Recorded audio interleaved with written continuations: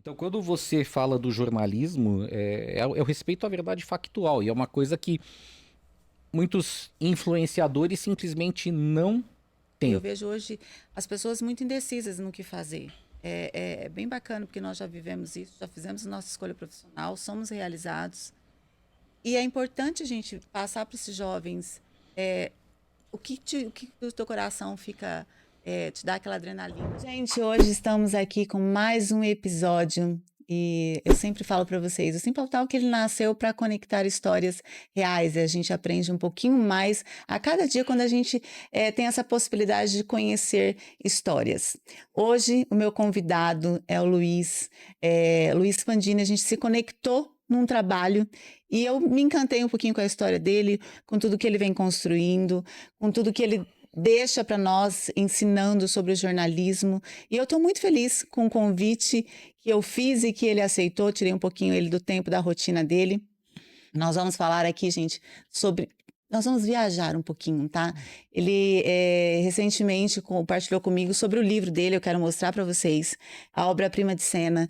É um livro onde conta várias passagens da vida dele como jornalista, da vida dele pessoal, e tem alguns relatos também sobre a trajetória das corridas, que é o menino que sonhava em ser piloto e escolheu o jornalismo para fazer parte de todo esse cenário. Luiz, muito obrigada por você ter aceitado esse convite. É um prazer receber e aprender tanto. São histórias, né? Nós chegamos numa fase da vida que a gente começa a colecionar boas histórias. Isso a gente está ensinando para essa nova geração, como se posicionar, o que o mercado está falando e o que o mercado quer falar com as histórias vividas e a experiência vale muito. Então, muito obrigada e vamos aqui ter uma boa conversa, um bom bate-papo. Com certeza. Obrigado, Vanessa, pelo convite, obrigado pelas palavras. E vamos falar. E vamos falar. Bom, para começar, são 35 anos de carreira. Nesse ano, 37. 37. Já é um bom tempo para deixar 35 era na época que eu lancei o do livro, que foi em livro, né? Eu vou 2023. mostrar para vocês estão bem curiosos para saber, assim como me impactou também saber um pouquinho. Eu sou uma pessoa que as histórias de cena, hoje elas me deixam emocionada com alguns posicionamentos e a gente vai falar um pouquinho sobre isso. Bom, vamos lá. Seu livro traz histórias de bastidores, de personagens pouco conhecidos do público. Teve alguma história que mexeu com você de forma especial e que te emocionou e para você reviver essa obra que você escreveu do Senna? Bom, só falando um pouco do livro em si, né? Não é um Sim. livro sobre o Senna, né? Tem um capítulo especialmente dedicado, que é o capítulo de abertura e que dá o nome ao livro, né? Ao GP da Europa de 93, que para mim foi a maior vitória dele. E para mim foi uma corrida marcante também pelo lado pessoal e profissional, porque foi a primeira vez que eu cobri um GP de Fórmula 1 fora do Brasil e foi a minha primeira viagem para a Europa, né? Então não tem como essa corrida não ser inesquecível para mim, né? E eu fiz outras corridas, eu já fiz 500 milhas de Indianápolis 2 vezes. No ano passado eu fui pela primeira vez para as 24 horas de Le Mans. Mas quando você tem 20, nem 25 anos, eu completei depois, naquele ano, né? E você tá no começo da carreira jornalística e você se vê cobrindo um grande prêmio de Fórmula 1 na Europa, né? Que é muito diferente de cobrir um GP aqui no Brasil. A emoção ali realmente estava à flor da pele, como também estava quando eu fui para Indianápolis, quando eu fui para Le Mans, que eram grandes corridas sobre as quais eu lia quando era moleque. Pô, de repente ter estado em cada uma delas é algo que me deixa muito feliz. Trazendo pro seu momento lá de menino, esse sonho de ser piloto, você hoje é realizado, né? Mesmo que a gente estava conversando agora há pouco, você não seguiu essa carreira de piloto, mas você conseguiu ver isso muito de perto. Como que você se sente hoje com essa realização de estar ali perto, de viver esse sonho? Conta pra gente como que é para as pessoas que têm essa vontade também. Olha, você pergunta como é que é hoje, você falou a palavra certa, realizado, sabe? Eu sempre gostei de carro desde criança, né? Depois eu descobri as corridas, e na hora que eu descobri as corridas foi uma paixão fulminante, sabe? E eu descobri sabia que existia, claro, mas assim, o que me impactou a ponto de querer começar a acompanhar foi exatamente a morte de um piloto. Eu vi pela televisão um acidente muito sério, né, que acabou matando um piloto sueco chamado Ronnie Peterson. E assim, aquilo ficou na minha cabeça, sabe? Aí eu queria descobrir tudo sobre aquilo, eu fiquei obcecado pelo assunto, a coisa me contaminou. Aí você tem uma resposta e aí vem outra pergunta junto, né? Então é um processo que no fundo continua até hoje. E aí eu descobri a paixão por corridas e eu queria ser piloto. Não tinha dinheiro para isso, não tinha a menor possibilidade de começar.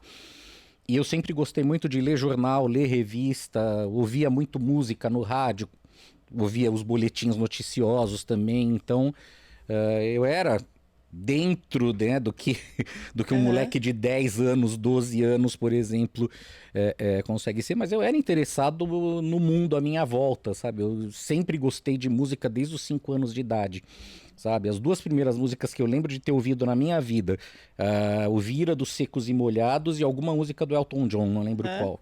Né? E gosto de música até hoje. Então isso tudo foi crescendo dentro de mim, e quando eu vi que eu não ia ter possibilidade de correr, falei, bom, preciso ganhar a vida, faculdade já era a de jornalismo que eu queria fazer, então o caminho foi natural, Vanessa. Não, assim, eu não tive nenhum momento de indecisão na hora de prestar vestibular ou na hora de estar na faculdade com o que eu quero trabalhar. Eu quero trabalhar com corrida. Você tomou uma decisão, já sabia que era isso e só seguiu. Por isso que hoje a gente tem uma pessoa realizada profissionalmente. Sim, e depois quando eu estava com 8 anos já de carreira, né, eu já queria mudar de rumo, sabe? Eu não queria ficar marcado como um cara que só fazia corrida. Aí a revista de corrida de automóvel chamada Grid, que eu era editor na época, fechou, né? E eu ia ficar mais 1 ano nela, mas já ia começar a procurar emprego em outras áreas. Aí a revista fechou e a coisa acabou sendo adiantada, né? Fui trabalhar com carro, trabalhei na 4 rodas, trabalhei no autoesporte, trabalhei... Sempre você estava envolvida com seu sonho. Sim, né? sim, que eu gostava de carro também, e tudo que eu li sobre carro quando era moleque também me foi útil. E quando eu deixei de trabalhar direto em publicações e abri a minha agência, eu não queria trabalhar nem com corrida nem com carro, mas também não consegui escapar muito, né? Eu fiz assessoria para empresas de diversos segmentos, né? Construtora, olha, eu lembro de construtora, loja de varejo, fábrica de motocicleta, petrolífera, não necessariamente fazendo assessoria, mas também publicações internas e tudo mais, né? Só que aí as ondas vão te trazendo de volta, né? Você conhece as pessoas e tudo mais, e aí eu acabei... É o significado. Eu falo que a energia da pessoa a gente vai puxando, né? Aquilo que a gente sonha, e isso é muito importante. E eu vejo hoje as pessoas muito indecisas no que fazer. É bem bacana, porque nós já vivemos isso, já fizemos nossa escolha profissional, somos realizados. E é importante a gente passar para esses jovens o que o teu coração fica... te dá aquela adrenalina. Essa é a visão. Eu sempre falava para minhas filhas, vamos escolher a profissão mais falada, ser médica. Eu falava assim, você vai ser o que você quiser e vai se dar bem no que você quiser, porque você vai estar fazendo o que você gosta. Isso que é importante. Mas né? hoje eu daria um conselho exatamente ao contrário. Trabalhar com o que você gosta é bom, mas encare sempre como trabalho. Sabe? Você tem que ser idealista em vários sentidos. Eu acho que você tem que ser idealista por desejar um mundo melhor, desejar que as pessoas vivam bem, que as pessoas, sabe, tenham acesso a coisas boas, mas você não pode ser idealista quando se trata de trabalho. Você tem que fazer o seu trabalho bem e tem que ser muito bem pago por ele e não pode ser explorado também. Exato. Agora, me conta uma coisa. Essas 3 décadas de estrada aí, teve perrengues, né? E você vai contar para nós, pelo menos um perrengue, assim, pra gente viver aquele momento? Vanessa, assim, eu acho que perrengue do tipo decepção ou com alguma coisa que o teu chefe decidiu, sabe? Ou algum cliente mais difícil de trabalhar, isso é muito trivial, né? Todo mundo teve. Eu acho que o perrengue mais digamos assim, Dentro das viagens. engraçado que eu já passei. Engraçado porque eu tô aqui agora, né? Podendo contar a história. Mas em 97 eu fui cobrir um evento na Holanda, um evento chamado Car of the Century, que foi um holandês que criou uma premiação em que jornalistas de todo o mundo iam escolher o carro do século. Isso foi em 97, né? A votação ia terminar em 99, né? E eu era um dos jurados. Era um dos cinco jurados brasileiros. E aí eles fizeram um evento de apresentação em Amsterdã. Pagaram passagem, hotel, tudo, né? Aí eu fui para Amsterdã, eles me providenciaram um voo São Paulo-Amsterdã direto. A volta era Amsterdã, Nova York e São Paulo. E eu tinha ido uma única vez, eu tinha passado uma única vez por um país que exigia visto. Que eu tinha ido para Portugal, cobri o GP de 93, mas era um voo com escala na França, né? E ali, a França exigia visto naquela época, mas tudo bem, eu não saí da área de embarque, eu ia pegar o avião 2 horas depois. Beleza, então eu vi essa passagem em Amsterdã, Nova York e São Paulo e achei que o padrão mundial era aquele, né? Você não vai desembarcar no país, você só vai pegar outro avião, você não precisa de visto, né? Aí lá em Amsterdã alguém me deu um toque, algum dos brasileiros me deu um toque. Aí eu fui falar com os organizadores, falei, olha, tem esse problema, eu preciso arranjar um visto. E era um evento de 2, 3 dias, nem ia dar tempo de arranjar visto, né? Ou vocês trocam a minha passagem. Aí eles falaram que não, que tudo bem, que como era só uma transferência, não precisava do visto. Adivinha o que aconteceu quando eu cheguei nos Estados Unidos, né? Imagina. Precisava do visto. Aí o cara... Eu tinha o visto para os Estados Unidos vencido, de quando eu tinha ido para Indianápolis. Bom, aí explica. Bom, o cara me levou para uma sala... O tamanho dessa daqui era uma sala enorme, né? Só que tava lotada. Tava cheia de gente, um barulho, um tumulto. Falei, meu, se for pela ordem de chegada, eu não vou sair daqui nunca, né? Aí eu sentei num lugar que eu achei vago, né? Olhei pro lado, tinha um banco cheio de gente algemada. Nossa. Vou ficar. Só mais um. Ferrou, né? Mas aí deu minutos, chamaram o meu nome, aí eu fui no balcão, né, balcãozão alto e tal e coisa. Eu expliquei, né, o que tinha acontecido. O cara botou o meu passaporte num envelope, entregou para uma policial. A policial me acompanhou até a aeronave, né, porque eu devia ser suspeito de alguma coisa muito perigosa, muito grave, né. Aí entregou meu passaporte para a equipe de bordo, né, era um voo da VASP, lembro bem. E só me devolveram o passaporte quando a gente chegou em Cumbica. Aí eu fui ver o que tinham. Os olhos deles.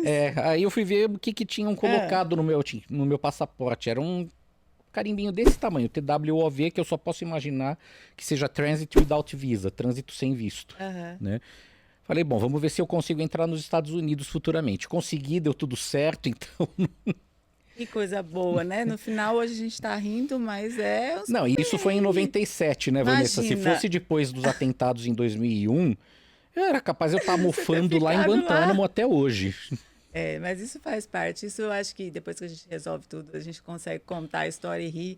No momento deve ter sido tenso. Um outro perrengue, esse eu narro, esse eu conto no livro, né? Ele tá contando, gente, um pouquinho, assim, detalhado, um pouquinho, algumas coisas do livro que eu quero que depois que vocês acompanhem e vão ler esse livro, que tem histórias demais aqui. É exatamente aquilo que eu te falei. Minha primeira cobertura de Fórmula 1 fora do Brasil. Aí o que aconteceu? O laptop na época, né, era daqueles antigos, então você não tinha internet. Você tinha um disquete de gravação de texto e outro de transmissão do texto pela Infonet, que era um embrião da internet, mas era diferente. Não passava foto, nada disso. E eu não conseguia passar o texto, desesperado, e o horário de fechamento do jornal chegando, né? Aí eu liguei para o suporte técnico do jornal, falei, olha, não estou conseguindo passar os textos de jeito nenhum. Aí o carinha que me atendeu, ele falou, faz tal coisa no computador. E o computador naquela época não tinha ícone, essas facilidades, era tudo no comando, né? E eu não sabia, era totalmente ignorante com aquilo. Eu sabia mexer no computador da redação, que era outro sistema diferente. Bom, o cara, eu acho que eu fiquei 1 hora, o cara me ensinando a mudar a programação do disquete para enviar. E era um monte de números, letras, Aham. códigos, pontuações e tal e coisa, até que finalmente deu certo. Mas e o medo de perder o prazo para enviar, assim, logo no primeiro dia, na minha primeira Na cobertura, primeira. né, fora do Brasil, com fuso horário a favor ainda por cima, né? Sim, Então foi imagino. um pânico que Mais eu um, tive ali. mais um. São vários, né? A Uhum. vida é assim, É, né? pequenos pânicos, Pequenos que faz. pequenos desesperos você sempre vai ter, É, né? Mas também chega uma hora que é o seguinte, cara, você faz o que você pode. O que tá fora do seu controle, não adianta não tem. você Muito esquentar a bem. cabeça, queimar fio de cabelo, porque não vai Exato. resolver. Não vai resolver, você vai só se desgastar, né? Exato. Eu quero te trazer para o momento da. Você assistiu com certeza a série do Senna, né? E como você acompanhou de perto esse universo, qual a sua opinião sobre a série? Ela faz jus ao legado dele? Não. De verdade, eu não gostei. Eu acho que é muito bem produzida, sem dúvida, né? Mas tem muitas coisas ali que são simplesmente fantasiosas, para não dizer mentirosas, sabe? Tipo, quem olha o seriado do Senna tem a impressão de que cada corrida do Ayrton Senna era acompanhada como se fosse o Brasil jogando uma final de Copa do Mundo. Não tem nada mais falso do que aquilo, sabe? Aquilo é uma forçação de barra inacreditável. Muitos dos diálogos, muitos dos antagonismos que tem ali também não existiram. Fizeram só para dramatizar. Você vai poder dizer com razão que ela é baseada em fatos reais. Eu Baseado. concordo. Até aí tudo bem.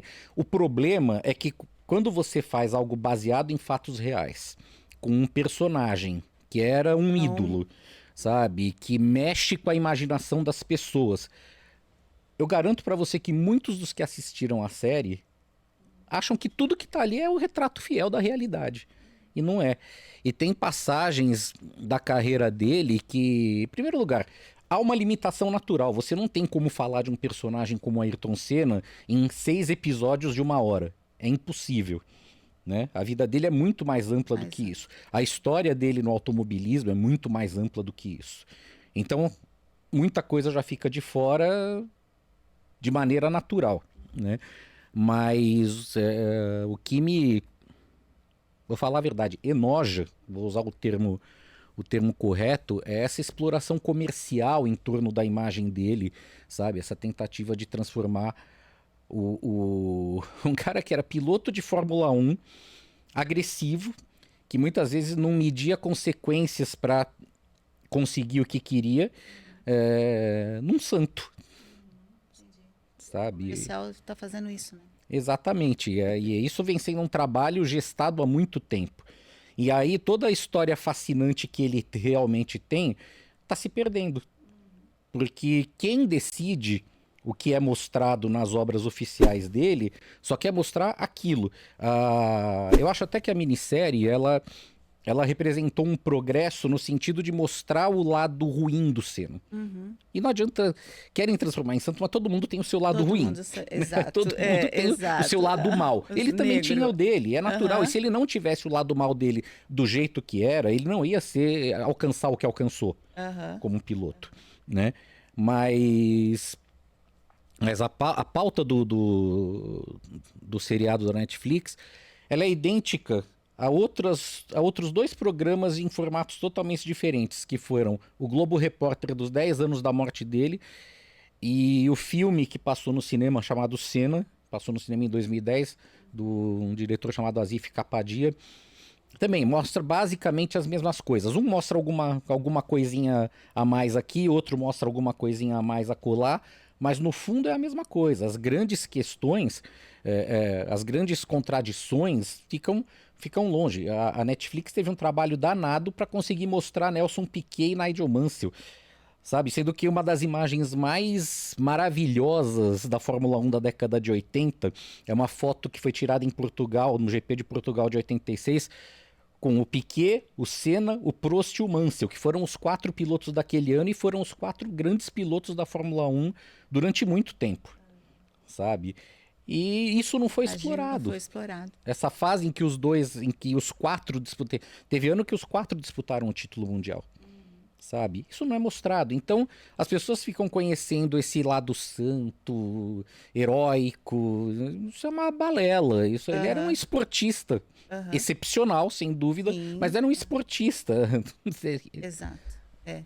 Eu acho que tem muito a ver com essa emoção da história contada, né? A gente se emociona com a história contada da forma que a pessoa tá narrando. Então, isso a gente sabe que quando você vai escrever uma matéria, o jornalista, você consegue colocar o que você quer ali, transmitir, a pessoa receber dessa forma. Então, é muito interessante ver a sua posição falando sobre isso, porque a gente tem uma outra vertente. E não é que eu seja insensível à idolatria que ele despertou nas pessoas. Mas eu ouso dizer o seguinte, ele já era ídolo antes, lógico que era, né? Mas a maneira como ele morreu fez com que ele... ajuda muito a explorar essa santidade dele, né? O cara morreu ao vivo, liderando uma corrida, no auge da carreira. O auge também já pode ser um pouco discutível, né? O que ele conseguiria depois dali. Ele poderia não conseguir mais nada, como poderia conseguir mais não sei quantos títulos. É duvidoso, né? Não dá para saber o que o cara faria se tivesse sobrevivido. Mas a maneira como ele desapareceu, como ele morreu, né? Também ajudou muito nessa comoção. Fato comercial, né? Vamos pegar um esportista que foi mais importante do que o Senna, o Pelé.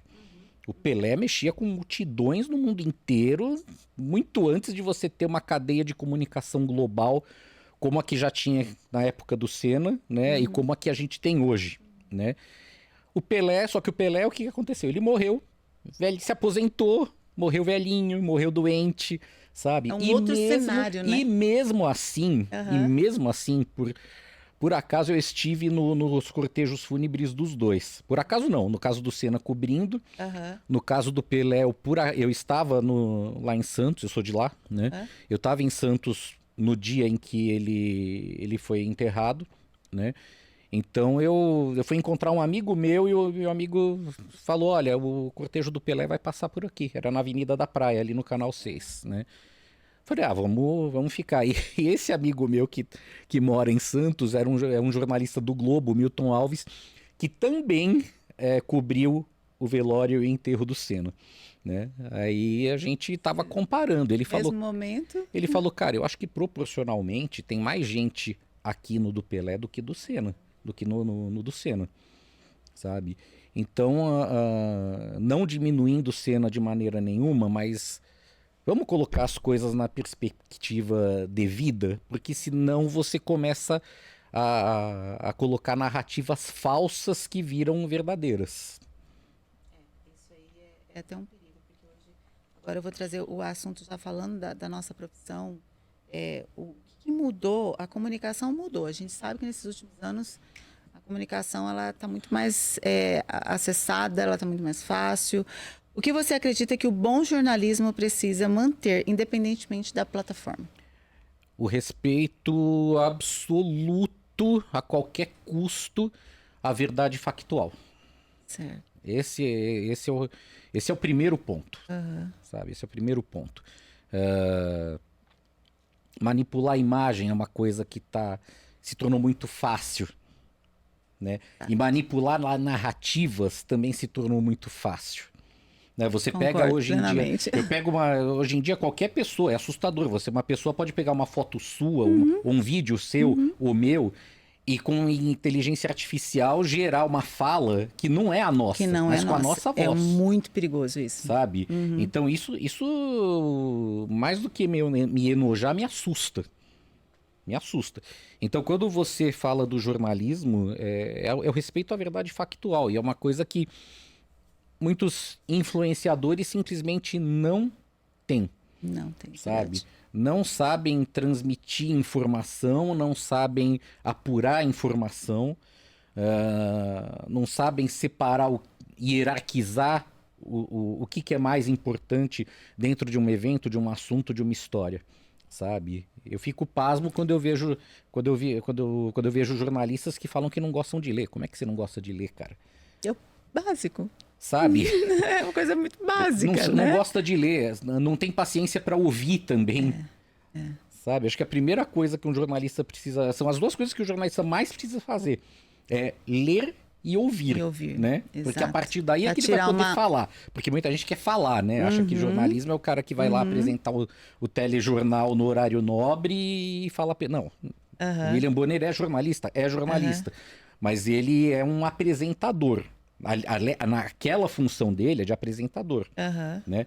O jornalismo ele exerce no bastidor, né? Porque ele é um dos editores do programa também, né? O Cid Moreira, que era o apresentador do Jornal Nacional, não era jornalista, ele era só apresentador, ele só lia a notícia. Entendi. Né? Olha só que impactante isso, essa informação que você está falando, porque não é conhecido assim, não chega a nós a isso. Porque hoje é o que você falou, hoje uma pessoa com uma boa dicção, uma boa oratória, ela consegue pegar um texto e será apresentador. Né? E é muito mais profundo, eu acho que com respeito à profissão, com respeito a tudo que se tem que estudar, se tem que procurar, tem que ter. Só que, ao mesmo tempo, eu vejo se maquiando muito isso. Eu falo que não é influenciadores. A minha visão são formadores de opinião. A gente tem um poder de passar isso, a comunicação, sendo uma formadora de opinião. Então, tem que ter a verdade. Porque para você construir dentro do marketing, você constrói o que você quer. Agora, você manter o que você quer, uma coisa sólida, por tempo, é outra coisa. E dentro do jornalismo, credibilidade é essencial. Credibilidade é essencial. Por isso que a gente vê, eu não sei se a profissão hoje se aumentou muito, né? Eu tive agência de publicidade focado mais no digital e naquela época que eu via muito isso, assim, pessoas que não tinham gabarito, não estava estudando para isso, mas estava sendo o sucesso. Sim, e hoje é o que mais se vê. É o que mais se vê. Eu vejo algumas figuras fazendo sucesso, eu falo, cara... Onde vai parar que tem isso, substância aí dentro? Você vai ver, é nada, né? nada. Tanto que hoje muita gente que faz sucesso durante 3 meses, 4 meses, 6 meses, 1 ano e depois some, desaparece. Infelizmente Porque não tem conteúdo para mais do que aquilo. Não tem. Mas aí é o que nós estamos construindo, né? Então, a minha visão, Vanessa, eu não olho e critico, eu olho e me posiciono. Então, preciso dar voz à comunicação sobre isso. Olha, eu acho que vocês não estão construindo. Acho que não é esse lado. Acho que você não está fazendo porque você gosta. Acho que você está fazendo por um momento de sucesso. Então, isso é a minha... Eu falo assim, para quem é essa meninada aí eu formei algumas formadoras de opinião, eu falo, cuidado com que você tem um poder na boca, cuidado com que você está publicando. Isso é muito perigoso. Sim. Né? A gente tem inteligência artificial hoje que está aí. A IA ela é boa para algumas coisas. Mas é o que eu falo assim, o equilíbrio. A gente precisa ter o equilíbrio. Usa o que é bom, mas o olhar no olho. Isso aqui que nós estamos fazendo hoje é muito difícil. As pessoas não querem mais fazer isso. Não querem fazer, porque aqui nós estamos com a verdade. Você não vai conseguir sustentar porque a gente está olho no olho. Não consegue. Sim. Então, é isso que temos que trazer mais. Nós, como... se posicionamos, não podemos ter medo de falar, comunique a verdade, se posicione com a verdade. Eu acho que é isso que é bem importante, né? E a gente Sem tem dúvida. aí. Agora vamos lá para curiosidades pessoais, né? Todo mundo quer saber, esse jornalista que escreveu o livro, que tem as revistas, até o material tá perfeito. Eu sou apaixonada por revista, eu até falo assim, a revista para mim, do mesmo jeito que eu vejo as pessoas hoje consumindo mais a leitura, nós temos um pessoal aí que está consumindo bastante. A revista é algo que no digital se morreu. Eu acho que, assim, coisas boas. A revista é algo... E eu estou apaixonada pela toda a construção dessa revista. Parabéns. Obrigado. É incrível de Muito ver obrigado. um trabalho... Eu olho detalhes e vocês estão de parabéns. Falando já ainda sobre essas curiosidades pessoais. Eu li... que eu pesquisei sobre você, eu li que você e sua esposa da mesma área, né? E como que é esse convívio casal ali, os dois jornalistas? Ela também é jornalista? Ela é jornalista. Na verdade, a gente não trabalha na mesma área, né? Mas um ajuda o texto do outro? Não. A gente trabalha totalmente separado. Muito de vez em quando a gente pede uma opinião, a gente pede um conselho, sabe? Mas não somos da mesma área, né? Eu trabalho com a Stuttgart, com a UK Motors, com a Eurobike e com a MG Clube, né? Mais as revistas, mais os livros, mais o anuário do Reginaldo Leme, que eu sou um dos redatores, né? Alguns trabalhos extras que eu faço, né? Ela é editora, atualmente ela é editora de uma revista de transporte de ônibus. A editora onde ela trabalha é especializada em transportes e logística, né? E faz muitos eventos dessa área, que é uma área... A área de transportes e logística é riquíssima. E eu não estou falando só de dinheiro, também é. Mas riquíssima no sentido de temas mesmo, né? E a minha mulher, há mais de um ano, ela é editora especificamente da revista voltada a transportes e negócios de ônibus, né? Mas, enfim, como é que é o nosso cotidiano? A gente faz home office, claro que quando... Isso é um privilégio. Isso é um privilégio, né? Mas no meu caso, menos, né? Porque eu saio muito, eu vou para reuniões, eu tenho mais eventos do que ela. Ela tem um pouco menos, mas também tem.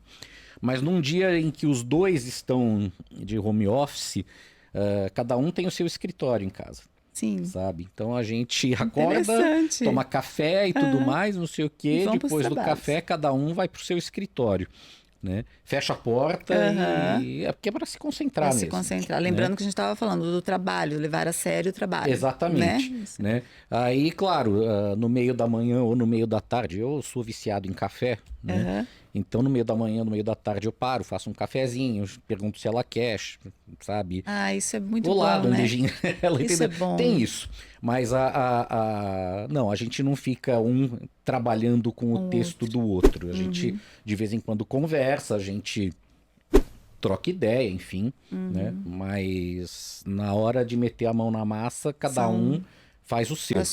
Com a sua estrutura. Isso eu falo assim, os casais têm um lado bom, né, que a gente vê. Eu acho que nesse teu caso aí, eu não tô vendo nenhum lado ruim. Só vejo o lado bom, os que estão se construindo, né, esse respeito, mesmo da mesma área. Isso é muito bom. Não, isso é ótimo. Tá na verdade, assim, o que ajuda também é o seguinte, né, eu comecei a trabalhar em casa, eu tive escritório durante 12 anos, né, mas aí depois, em 2009...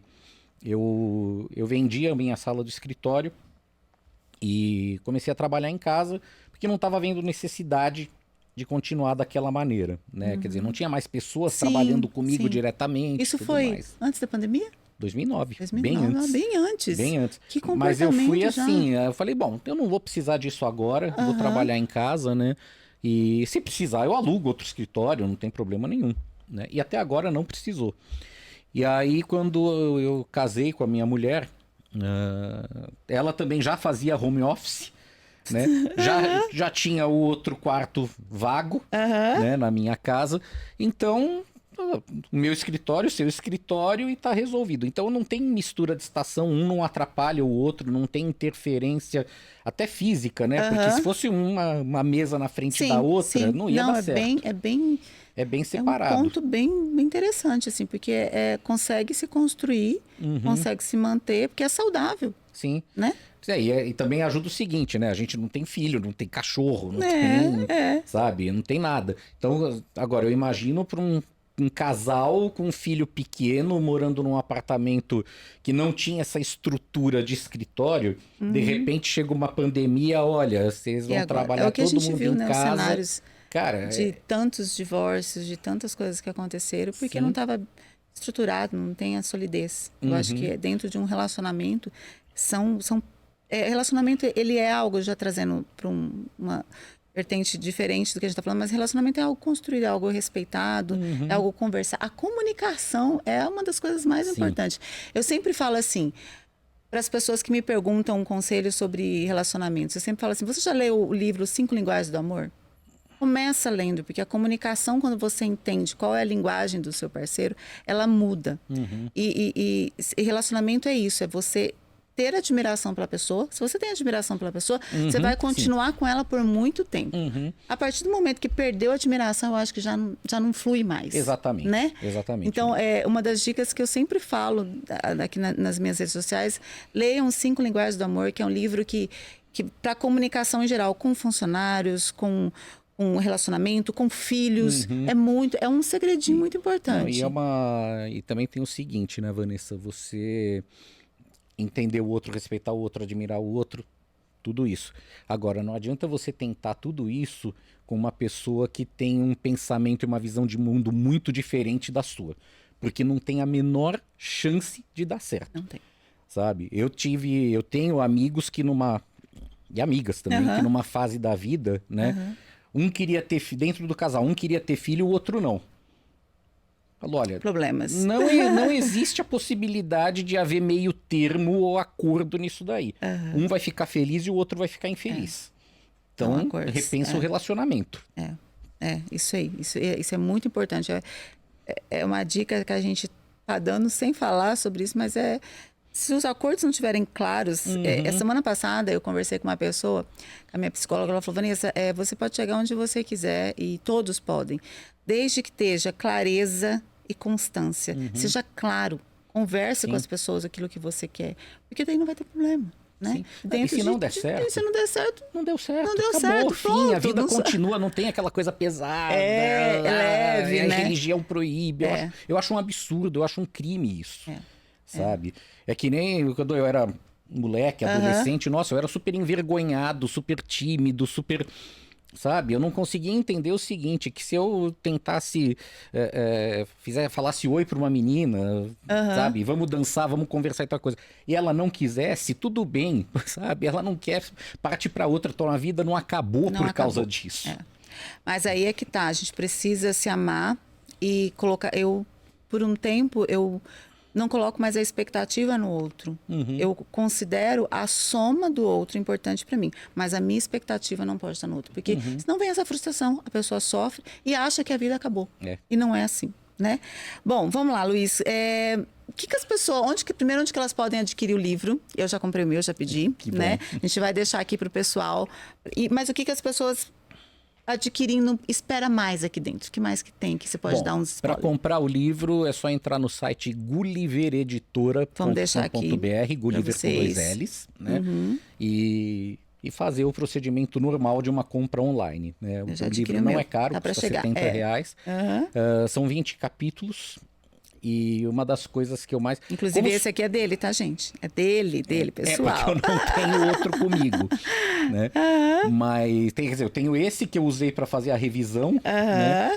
E aí na segunda impressão saiu sem os erros, né? Saiu com as correções que eu fiz e eu tenho um exemplar da segunda impressão. Mas como é que surgiu a ideia do livro? O Jober Amaral, que é o dono da Racer Books, que é o selo da Gulliver dedicado a livros de corrida, a gente já tinha tido algum contato, porque ele já tinha lançado alguns livros de corrida ou de jornalistas que cobrem corrida antes. E aí um dia ele falou, e você? Você não tem... E eu era muito... Para alguns eu fui convidado a escrever orelha, prefácio, alguma coisa assim, né? Aí, e você? Você tem o livro? Eu falei, cara, não tenho nada escrito. Na verdade eu tenho ideias, né? Ainda tenho, né? Vem mais livros meus por aí. Eu falei, o que é mais imediato para a gente lançar um livro esse ano, em 2023, né? É pegar alguns textos que eu fiz em revista, em jornal, em site, em blog e tal, que estão por aí dispersos, junto eles, atualizo e a gente coloca em forma de livro. Aí eu mandei alguns textos para ele avaliar, ele falou, toca, vamos fazer. E quando eu propus isso para ele, eu achei que eu ia simplesmente dar uma atualizada, dar uma revisada, dar uma melhorada. Na prática, o livro tem coisas inéditas. Sabe? Tem um capítulo inteiro inédito, pelo menos, né?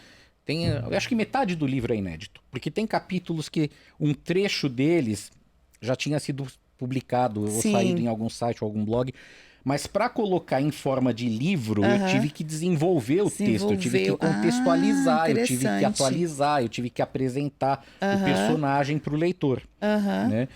Então, nesse sentido, entre os capítulos inéditos, um dos que eu mais gosto é o da Andrea Moda, que foi uma equipe de Fórmula 1 que durou menos de um ano e que, para correr no GP do Brasil de 92, eles tiveram que recrutar mecânicos nas oficinas em volta de Interlagos, oficinas de kart, de carro de corrida, para conseguir montar o carro.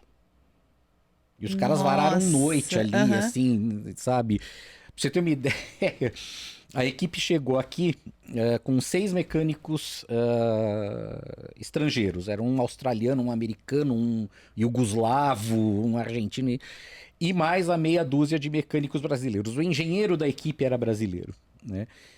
E não tinha uniforme para todo mundo. Nossa. A equipe tinha uma camisa preta, né? O carro era preto e não tinha uniforme para todo mundo. E essa equipe, ela para a imprensa brasileira, ela era uma pauta interessante porque ia ter um piloto brasileiro correndo lá. O Roberto Moreno, que tinha sido demitido da Benetton no ano anterior, ele tava, enfim. Então todo mundo acompanhou a Andrea Moda, que era a pior equipe, era candidata a ficar fora da corrida, não conseguia se classificar para a largada e realmente não se classificou. Mas todo mundo acompanhou. E eu conhecia o engenheiro, eu conhecia os mecânicos. 2 ou 3 dos mecânicos brasileiros da equipe eu conhecia de coberturas de corridas anteriores. Então eu tinha um acesso ali, atrapalhando o mínimo possível. Aí eu falei, vou entrevistar os outros. Eu resolvi tirar esses personagens das sombras. Sim. Sabe? 20 anos depois, né? E foi muito legal, porque eles contaram histórias inacreditáveis, né? Então, para ficar num tema trivial, né? Um desses mecânicos brasileiros, os caras falaram, vai arranjar a camisa preta para todo mundo ficar pelo menos da mesma cor. Só que tinha numerações diferentes, quantidades, né, e tudo mais. O cara não achou. Aí ele entrou numa loja da Umino, que era uma grife da época, né? Vocês têm camisa polo preta assim, assim? Temos, mas quantas você precisa? Tantas do número tal, tantas do tal. Não temos. Nossa. E aí ele já tava de saco cheio de procurar. O que vocês têm nessa numeração e nessas quantidades? Tem verde. Então vai verde mesmo. Vai verde mesmo. Então ficou verde. Fora assim, o trabalho de montagem do carro, de furação, de preparação, enfim, foi uma odisseia que os caras tiveram. Incrível. Né? Então é uma história que nunca tinha sido contada, que eu tive o prazer de resgatar e de colocar de registrar a história desses caras. Isso é muito bacana. Eu acho que as pessoas elas se sentem muito lisonjeadas, né, de você estar contando isso com tanta veracidade, com tanta verdade. É diferente. Por isso que eu falo que são para poucos, né? Hoje a gente está aí com o modismo do vou fazer o livro, vou fazer um livro. Sim, eu acho que as nossas histórias, ela é um livro. Só que é diferente da sua visão. É diferente, eu fazer livro é mais profundo, não é tão... Eu vejo muitos livros, inclusive do próprio Senna, que são obras absolutamente superficiais, caça-níqueis Qual uma mesmo. que você indicaria, assim, que tem a realidade sobre o Senna? Que a gente estava falando sobre o Senna? Olha, a melhor biografia que eu li dele chama-se O Herói Revelado. Foi escrita pelo Ernesto Rodrigues, foi lançada em 2004 e teve uma atualização no ano passado ou retrasado, com o mesmo nome. Entendi. Então, se a pessoa quer, assim, ela vai ler um livro sobre o Senna, não tanto para pegar histórias de corrida, também histórias de corrida, mas para conhecer o personagem, a pessoa, né? Esse é o livro que eu indico. Ótimo. Isso daí vocês já fazem a colinha aí, gente. Para quem quer saber mais, vem de uma pessoa que tem um profissionalismo e tá contando, e isso é coisa de cola. E aí já fica o aviso, tá? Não é conto de fadas. Tá vendo? Na verdade, eu acho que essa desconstrução faz parte. Mas não é questão de desconstruir, Vanessa. Porque quando você sabe... Porque é o que nós estávamos falando assim, ninguém é perfeito. E eu acho o seguinte, qualquer personagem, qualquer pessoa famosa, sabe, seja ela pelo que for, até por algo ruim, sabe, ela não é só aquilo que aparece em público. Ela não é só o lado ruim. Exato. Sabe, dentro da cadeia existe ética. Entre os bandidos ali dentro. Exato. Pronto, falo tudo. Bom, depois de cobrir tantas corridas, viver tantas emoções e deixar registrado um pedaço da sua história no automobilismo, o que você acredita ser o seu maior legado? Meu? Luiz. É porque quem tem histórias tá deixando legado. Eu não... Acho que legado é até uma palavra meio exagerada, mas... Assim, com base no que eu ouço as pessoas falarem do meu trabalho, né? Eu acho que algo muito legal que eu consigo proporcionar é exatamente isso, de resgatar coisas menos conhecidas. E não digo colocar na ribalta, mas dar alguma contribuição para não cair no esquecimento total, sabe? Que nem a história desses mecânicos e engenheiros que trabalharam nesse carro de corrida, né? Muita gente já escreveu sobre essa equipe, sabe? Mas eu tive uma ideia que ninguém tinha tido, que é a de falar do trabalho desses caras naquelas semanas loucas de trabalhar dia e noite para colocar um carro de corrida para andar. É uma coisa que eu fujo completamente, sempre fugi, é de ficar julgando habilidade de piloto. Sabe? Eu não faço isso porque as pessoas não têm ideia de como é difícil, do quanto de trabalho que envolve você colocar um carro para correr numa corrida, do quanto a pessoa gasta de dinheiro, do quanto a pessoa tem de paixão por aquilo, por mais que haja uma visão comercial e de negócio de uma equipe de Fórmula 1, se alguém não tiver se quem tá no comando não tiver paixão, a coisa não vai funcionar. Não vai fluir. Sabe? E as pessoas não têm a menor ideia de como é difícil ganhar uma corrida do que quer que seja. Tanto que envolve, né? Sabe? Por isso que, assim, eu vejo gente falando que um cara que tá na Fórmula 1 não anda nada. Sim. Sabe? Ou como fizeram com o Rubens Barrichello, né? Que o cara foi motivo de piada. Meu, o cara foi 2 vezes vice-campeão mundial. Sabe? Você vai dizer que um cara desses não guia nada, a pessoa não tem noção de como é difícil você ganhar uma corrida qualquer. Junta você, um grupo de amigos, você aí que tá assistindo. Junta um grupo de amigos, vai numa pista de kart de aluguel e tenta você ganhar a corrida. Tenta você, uau. Incrível. Não é fácil. Não é fácil. Isso aí o falar, né? O julgar é muito fácil. Aí é fácil. Exatamente. Quero ver estar lá, o tanto de treino, fora tudo que envolve emocionalmente também para a pessoa estar ali. Não é só é uma preparação física. N coisas, né, que a gente estava conversando. Você estava falando das histórias, desculpa te interromper, você estava falando das histórias do livro, né? E eu falo de alguns personagens que não ganharam corridas no livro também, né? Por exemplo, o primeiro brasileiro que correu em Le Mans em 1935, eu recebi uma dica de que o cara estava vivo, né? Eu não sabia que tinha sido ele, para começar, porque em muitos lugares ele aparece como francês, e a história dele é simplesmente fascinante, porque ele tinha as 2 nacionalidades, nasceu em Paris, mas o pai era brasileiro, e ele adotou a cidadania brasileira. Sim. E ele sempre se apresentou como Bernardo, e não Bernard. Entendi. Né? E ele era... Olha, esse foi um dos personagens mais fascinantes que eu entrevistei. Eu entrevistei o Bernardo Souza Dantas, já velhinho. Souza Dantas, do senador Souza Dantas. Era o avô dele, né? E ele já tinha mais de 85 anos, com certeza. Nossa, né? Que experiência. E assim, além de ele ter corrido lá fora, né? Ele era engenheiro aeronáutico, então ele trabalhou em companhias aéreas, ele construiu o avião dele, né? E quando, assim, um pouco antes de eclodir a Segunda Guerra Mundial, ele falou, a Europa já estava um caos e resolveu vir para o Brasil. Né? E ficou por aqui. Ele morreu uns 3 anos depois que ele me deu a entrevista, né? E aí eu publiquei a entrevista num site, né? Que eu trabalhava na época. Aí eu depois eu liguei pra ele, só chegou a ver, ele falou, eu não vi, eu não acesso o computador. Aí eu imprimi tudo, mandei pra ele por correio, né? Aí ele disse que viu, gostou, agradeceu e tudo mais. Que coisa linda, né, da gente se ver, isso é muito bom. Bom, pra fechar com chave de ouro, tem algum piloto ou história que você ainda sonha em registrar? Eu acho que tem, porque você já falou que vai vir mais coisas, né? Mas tem algum piloto, uma história que você quer registrar? Eu tô preparando, ainda está sem data de lançamento, mas eu tô preparando uma biografia do Michael Schumacher. Uau! Né, sempre envolvido com isso, né? É o que a gente vê nos seus olhos. Não tem como. Não tem como fugir disso. Sim.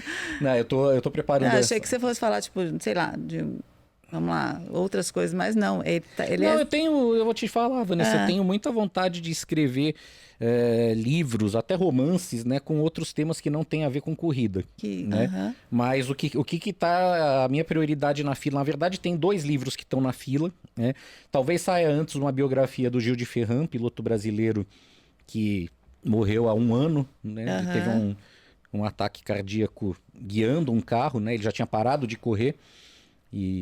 Mas é um personagem, foi um piloto importantíssimo na história. A McLaren hoje, né, ele deu as diretrizes para a McLaren, que estava numa fase de baixa, crescer e está hoje disputando vitória, ter sido campeão de construtores na Fórmula 1.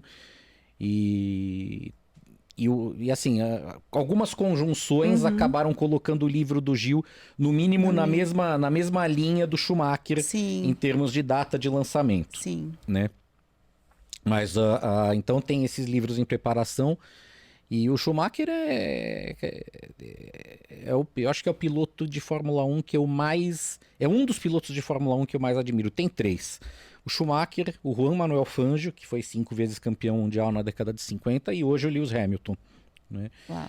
Por que o Fangio? Porque o Fangio já foi campeão numa época muito diferente, né? Muito mais perigosa, muito mais... eu não vou dizer que era amadora, era profissional no padrão da época. Né? E foi um gênio. É um cara que, assim, todas as temporadas completas de Fórmula 1 que ele disputou, ele foi campeão ou vice. Né? Sim. O Schumacher e parou de correr e também morreu velhinho lá na Argentina. Isso tem uma história, né? Não é algo momentâneo. Foi um cara, e o Fangio eu lembro que os primeiros anos que eu estava no jornal, alguém fez um evento e o Fangio estava aqui. Né, e chamaram jornalistas. Eu nunca tinha pedido um autógrafo para ninguém na minha vida, Vanessa. Eu levei um anuário de automobilismo da década de 50 que eu tenho até hoje e pedi para o homem autografar. Sabe? E é um personagem... O valor que ele tem, né, para você, encantador também. Como personagem, a história de vida dele é fantástica. Quando, em 95, a Fórmula 1 voltou para a Argentina depois de bastante tempo, eu e o Wagner Gonzalez, que era o jornalista que estava comigo nessa viagem, a gente foi até Balcarce, na cidade do Fangio, que é a 400 quilômetros de Buenos Aires. A gente foi recebido pelo irmão dele, conhecemos o museu dele, o autódromo da cidade, que leva o nome dele. Então foi muito legal. Ele já estava doente, ele faleceu meses depois. O Schumacher, tive bem menos contato, apesar de eu ter coberto várias corridas com a participação dele, mas o Schumacher, além do piloto que ele foi, o trabalho que ele fez para reerguer a Ferrari, que fazia 20 anos que a Ferrari não era campeã, e ele conseguiu reerguer a Ferrari, né, criar um ambiente para a Ferrari ser 5 vezes seguidas, também é uma coisa maravilhosa, extraordinária, e que eu espero que o Hamilton faça isso agora de novo. Com certeza, né? Vamos na torcida. E o Schumacher, que muito brasileiro não gosta, né, os depoimentos que eu colho, inclusive de pilotos brasileiros a respeito dele, não tem nada a ver com essa imagem de vilão, de que vigarista, que muita gente tem dele. Nada, absolutamente que incrível, nada. né? Por isso que eu te falei. Você constrói aquilo que você quer colocar na mídia, tá vendo? É tão genuíno que você fala da verdade da pessoa, sendo que às vezes uma pessoa que não vira isso que a gente precisa é uma virada de chave agora que eu tenho feito na comunicação. Por isso que o Simple Talk nasceu mesmo, por isso que ele está aqui para trazer histórias verdadeiras, assim, histórias reais que a gente aprende tanto. Como eu aprendo? Eu sou uma mulher que eu sou apaixonada por carros. Então, eu sempre falo, entre um shopping para ver moda e ver um carro, um salão de carro, eu sempre vou estar lá porque eu sou uma apaixonada mesmo. Eu até tive agora com vocês ali na Stuttgart. E aquela emoção, na hora que abriu aquele carro, na hora que tirou... É uma emoção para quem gosta mesmo. Eu sou mais apaixonada nisso do que uma bolsa, do que um sapato. Mas são gostos, né? Sim. Por isso que eu até abri, te convidei para me entender um pouquinho mais desse mundo, entender um pouquinho mais dessa adrenalina que é. E essa emoção toda. E já quero te agradecer. Gente, esse conteúdo todo que nós temos aqui, rico, ele vai estar no YouTube já completo, já. Mas a gente vai dando alguns spoilers aí nas redes sociais. Fiquem ligados. E quero te agradecer imensamente provavelmente eu vou te contactar outras vezes, porque a gente tem história para contar. Sim. Muito, gente. E ainda tem mais carros para você ver. Ah, então, pois é. Eu tive o prazer de estar ali com você também e ter a sensação de conhecer aqueles carros, as histórias dos carros. Então, assim, além do meu trabalho, né, de ser o meu trabalho, de trazer essas informações, é uma coisa que eu sou apaixonada. E eu fico muito feliz de poder estar aqui nesse lugar com tanta verdade, conversando um pouquinho com você. Te agradeço muito e até a próxima. Vanessa, eu que agradeço. Obrigado a vocês que estão nos assistindo. Obrigado pelas palavras que você me dedicou no começo do programa, né? E voltarei sempre que for convidado. Obrigada. Fico com vocês, então, aqui. Até a próxima e acompanhe todos os nossos episódios, que está riquíssimo. Espero vocês.